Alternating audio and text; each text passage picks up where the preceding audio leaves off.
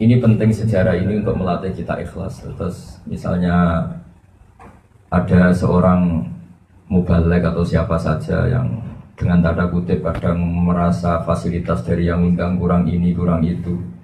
Sekarang itu enak, pidato atau dakwah itu sudah diletakkan di depan, disuruh ngomong, kadang dihormati macam-macam. Dulu itu enggak, yang namanya dakwah itu pasti dipukulin.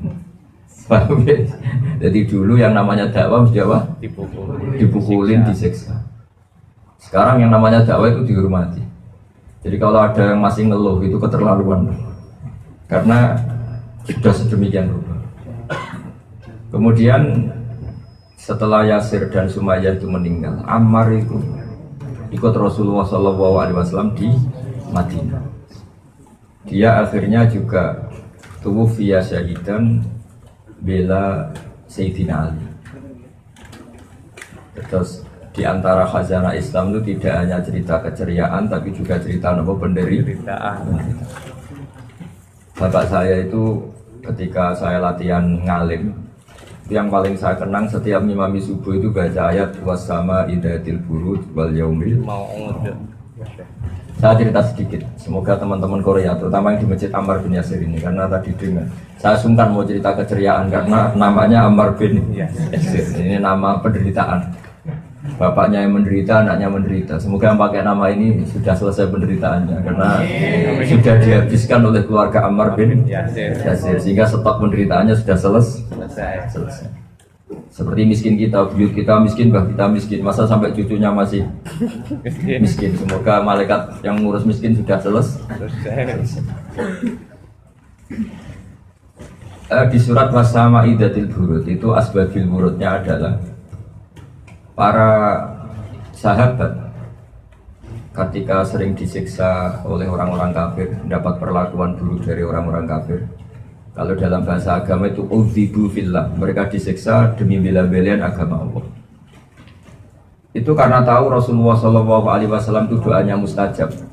Itu ngerayu gini sama Rasulullah, ya Rasulullah, engkau kan doanya mustajab, kita ini disiksa terus, mbok berdoa supaya keadaan ini berubah 180 apa? Derajat. Pas itu orang Islam baru 6, baru 12. Karena umat Islam dulu masuk Islam itu satu. Jadi kenangannya Abdul bin Mas'ud, saya orang ke-6. Kenangannya siapa? Saya orang ke-7. Satu. Singkat cerita, Rasulullah yang akhirnya mendengar itu, pertama Nabi itu agak rileks. Kemudian Nabi kaget, akhirnya beliau marah. Jadi Nabi itu unik, dimintai doa untuk supaya ada jalan keluar atau ada kemenangan Islam, Nabi marah. Dan kemarahan ini yang kita tiru. Tapi bukan marah emosi kayak kita itu enggak. Marahnya Nabi itu beda dengan kita. Kalau kita marah itu emosi terus nggak karu-karuan.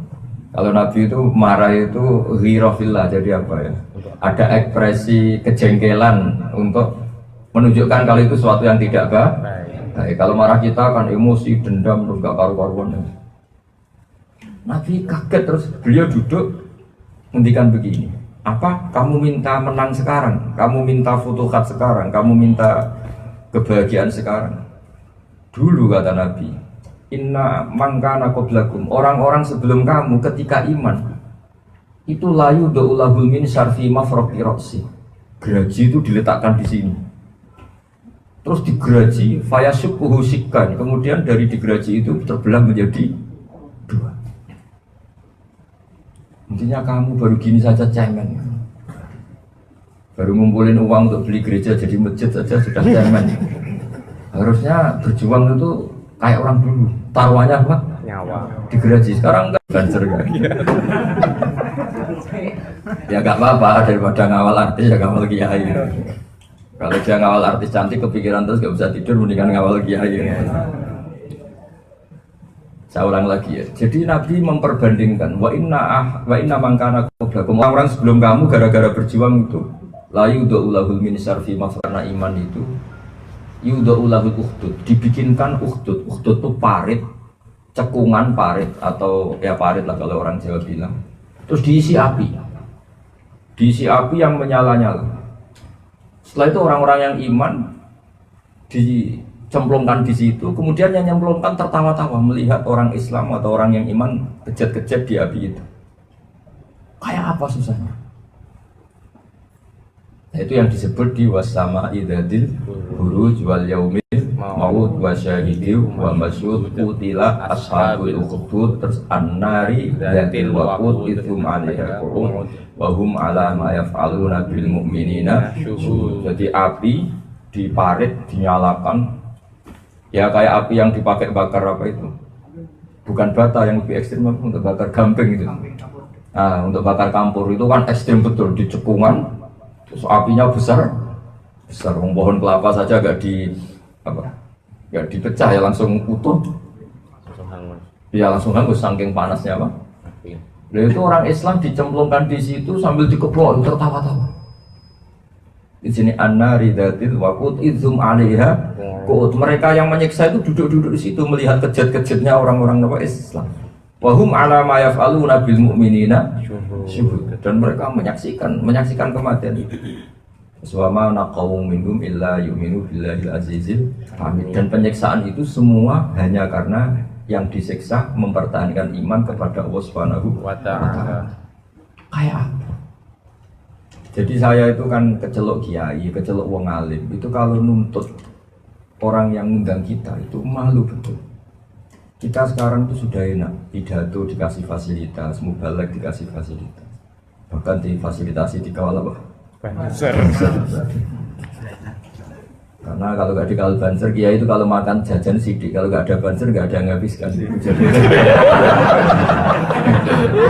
Ya hikmahnya ya itu. Makanya kalau makan dia senang pikir apa? Kiai. Karena pikir kiai kan paling lek. Nah kiai itu kan kalau makan mesti sedikit. Karena lama tirakat. Nah ini yang penting ya bansernya itu. Jadi ini penting sekali. Kiai-kiai sekarang mubalek termasuk jenengan ini juga dai-dai ilallah. Yang sampean alami di sini itu masih nggak sebanding dengan yang dialami para sahabat, para orang-orang. Sehingga Rasulullah ketika ada sahabat yang minta cepat ada futuhat, cepat ada kemenangan, Nabi marah. Kamu baru gini saja cemen, kira-kira gitu kalau bahasa Indonesia. Kamu baru gini saja cemen. Orang-orang dulu gara-gara iman digergaji, gara-gara iman dibakar di api. Gara-gara iman ngalami seperti ini. Akhirnya sahabat nangis, ya sudah ya Rasulullah, kita tidak akan cemen lagi.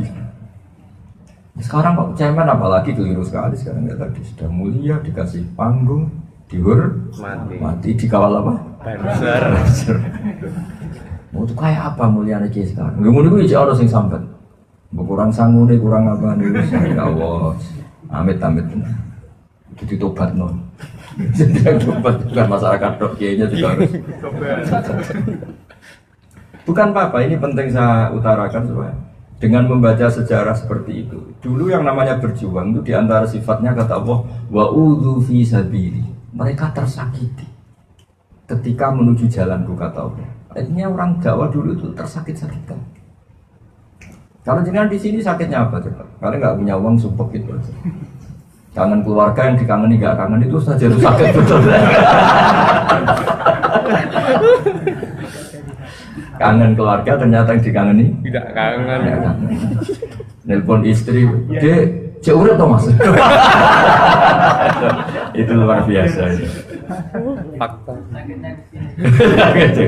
Tapi karena kulino ya ada break saja, dinikmati saja.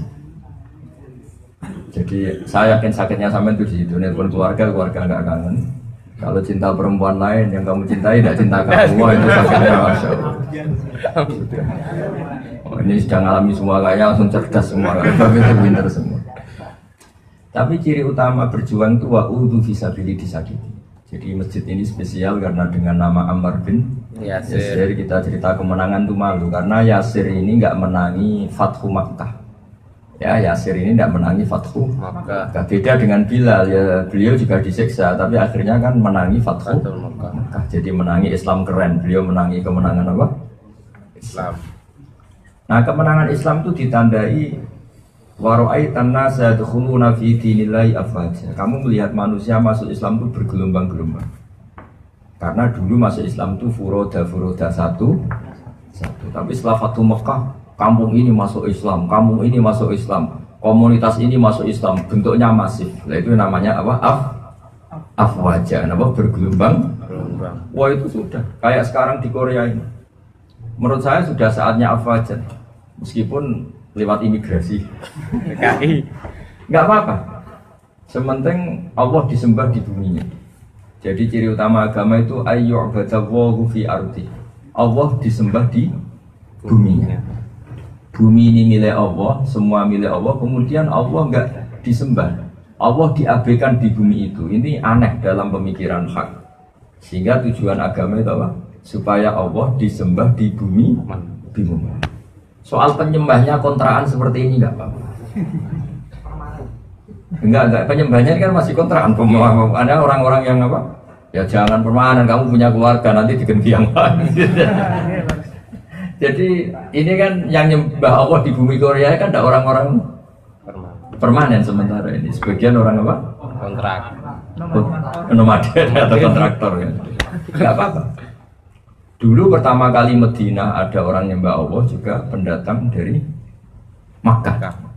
Indonesia pertama ada Islam juga pendatang dari Gujarat, dari Punjab. Cina pertama ada Islam juga ada pendatang dari Arab. Enggak apa-apa, semua ini proses. Sementing sampean jangan tergesa-gesa untuk segera menang gemilang. Itu Nabi tidak suka. Seperti tadi sahabat yang usul supaya Nabi minta sama Allah berdoa supaya langsung menang. Itu sama Nabi diingatkan jangan begitu. Dulu orang-orang berjuang alami gini-gini, yang kamu alami itu masih cemen. Jadi dengan cerita ini semoga Anda tambah kuat. Terus hikmah kedua menamai dengan Ammar bin Yasir. Terus tadi saya lihat data di bawah ada masjid Abu Bakar ya, ada masjid apa Musola Umar. Itu bagus sekali untuk penguatan mazhab ahli sunnah wal jamaah atau aswajanya Nahdlatul Ulama. Kenapa saya katakan penting begini? Pada akhirnya di komunitas internasional, saya ulang lagi, pada akhirnya di komunitas internasional, ciri utama ahli sunnah itu apa? Mahabbatus sahabah, mencintai sahabat. Utamanya siapa? Abu Bakar dan Umar. Dengan penamaan masjid seperti Ammar bin Yasir, Abu Bakar, Umar, itu sekaligus penegasan bahwa kita ahli sunnah wal jamaah. Ini hikmah yang luar biasa. Makanya Habib-Habib yang alim alama itu sering kali anak-anaknya dinamai, putra-putra beliau dikatakan dinamai apa? Abu Bakar, dinamai Umar. Kita tahu Habib Kutub di Gresik namanya apa? Abu Bakar Segar. Habib yang sekarang sangat populer namanya apa? Sayyid Umar Hafid. Yang mubalek terkenal, yang manfaatnya banyak, Habib Umar Mutahhar. Dengan penegasan seperti itu kita tambah pede dengan mazhab ahli sunnah, karena Alawiyin mayoritas habaib mazhabnya ahli sunnah ditandai dengan nama-nama Abu Bakar, Umar, ya dinamai dengan nama-nama para sahabat. Jadi penamaan Abu Bakar, Umar itu takwiyatan di mazhab ahli sunnah wal jamaah.